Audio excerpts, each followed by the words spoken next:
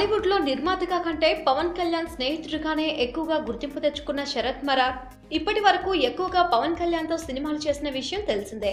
అయితే ప్రస్తుతం power star ఇతర నిర్మాతలకు కాల్ షీట్స్ ఇవ్వడంతో శరత్ మరార్ ఇతర హీరోలతో సినిమాలు చేయడానికి రెడీ అయ్యాడని వార్తలు వినిపిస్తున్నాయి. ఈ నేపథ్యంలో ఆయన మెగా ఫ్యామిలీ మేనల్లుడైన యంగ్ హీరో సాయి ధరమ్ తేజ్తో సినిమా చేసే అవకాశాలున్నాయట.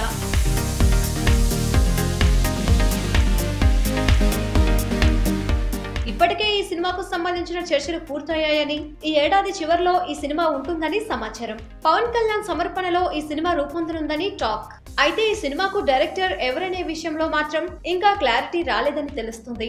కొందరు ఈ సినిమాకు వినాయక్ డైరెక్టర్ అని అంటుంటే, భారీ రెమ్యునరేషన్ ఇచ్చే దర్శకులతో పవన్ సినిమాలు రూపొందించబోడని మరికొందరు చెవులు కోరుకుంటున్నారు.